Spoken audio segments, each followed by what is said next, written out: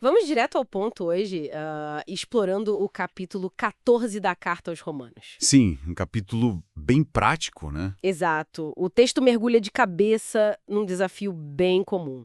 Como é que a gente lida com opiniões e práticas diferentes dentro de um grupo? Especificamente ali sobre comida, né? E dias especiais. Uhum. E a orientação inicial já é forte. Acolher o que é débil na fé. Não, porém, para discutir opiniões. Isso parece sugerir uma aceitação, assim, radical, mas sem cair naqueles debates que não levam a lugar nenhum, certo? Exato. O cenário que ele descreve é de uma tensão, sabe? Entre quem se sente livre para comer de tudo Sim, e quem, por uma questão de consciência, descrito ali como débil na fé, naquele contexto específico, come só legumes. entendi. E a instrução é clara: não julgar. E a razão é poderosa. Quem és tu que julgas o servo alheio? Para o seu próprio Senhor, ele está em pé ou cai. Hum. A prestação de contas final não é para os outros da comunidade, né? É para Deus. Isso já muda o nosso foco, tira do comportamento do outro e traz para a nossa própria relação com Deus. E essa lógica ela não fica só na comida, né? Vale também para a questão dos dias, de considerar um dia mais sagrado que outro. Isso mesmo.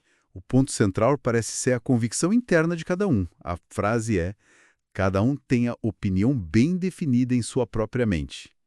Mas, assim, isso não abre uma margem para um vale-tudo, tipo, desde que a pessoa esteja convicta, tá tudo bem? Essa é uma ótima pergunta. E o texto meio que antecipa isso, focando na motivação. Ah, na intenção por trás. Exato. Comer ou não comer, guardar um dia ou não guardar, a questão fundamental é: isso é feito para o Senhor, com um coração grato. Certo. Isso eleva a discussão para além da prática em si, sabe? Aponta para um princípio maior, porque nenhum de nós vive para si mesmo, nem morre para si mesmo. Nossas escolhas, mesmo as que parecem pequenas, refletem a quem a gente pertence, a quem a gente serve. Isso é fascinante. Mas se a relação é tão individual com Deus, por que será que a gente tem essa inclinação quase irresistível de ficar julgando as escolhas dos outros nessas áreas, então? Parece que vai contra esse princípio da responsabilidade pessoal, né? Pois é a tensão que o próprio texto expõe. Ele pergunta na lata, né? Tu, porém, por que julgas teu irmão? E tu, por que desprezas o teu irmão? Direto. Pois todos compareceremos perante o tribunal de Deus. Essa lembrança do julgamento final, onde cada um vai prestar contas de si mesmo, deveria fazer a gente largar a mão desse julgamento mútuo. O foco, então, teria que ser outro: Qual? autoexame e, principalmente, cuidado para não prejudicar o outro. Cuidado. Você diz no sentido de não colocar tropeço ou escândalo ao irmão. Tipo, evitar ativamente que as nossas ações, mesmo as que a gente tem liberdade para fazer, causem algum dano espiritual para alguém que é mais sensível na fé. Precisamente. O texto é claro nisso.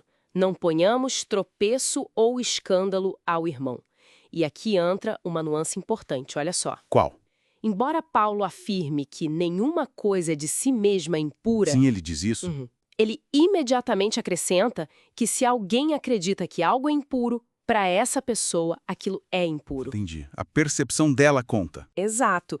E agir de forma a levar essa pessoa a violar a própria consciência, causando angústia nela, ou pior, levando-a a pecar, isso não é agir em amor. É um chamado bem forte: não destrua por causa da comida aquele por quem Cristo morreu. A liberdade encontra seu limite no amor. Nossa, essa ideia de que a liberdade individual é limitada pelo bem-estar do outro. Isso é um contraponto poderoso hoje em dia, né?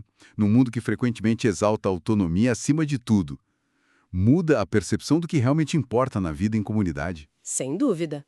E redefine o que significa pertencer ao reino de Deus. Não se trata de seguir regrinhas de comida ou rituais. O reino de Deus não é comida nem bebida, ele diz, Certo. mas é algo muito mais profundo: justiça e paz e alegria no Espírito Santo. Justiça, paz e alegria. Isso. Então, o objetivo prático no dia a dia é buscar ativamente as coisas que servem para a paz e para a edificação mútua. E isso pode sim levar à decisão consciente de não exercer um direito seu. Como comer carne ou beber vinho. no exemplo dele. Exato. Não fazer isso se isso faz o irmão tropeçar. É a liberdade usada a serviço do amor, entende? Entendi perfeitamente. Ok, então, para a gente amarrar, o fio condutor dessa nossa exploração de Romanos 14 parece ser um equilíbrio delicado, né? Acolher as diferenças nessas questões de consciência, Uhum. resistir firmemente ao impulso de julgar Sim. e colocar o amor e a unidade da comunidade acima do exercício, assim, irrestrito da nossa liberdade pessoal, especialmente quando essa liberdade pode ferir a consciência do outro. É isso? Perfeitamente colocado. E tem um último ponto sobre a integridade pessoal que ele menciona. Qual? A fé que tens, tenha para que mesmo perante Deus. A sua convicção pessoal diante de Deus é importante. Você tem que manter.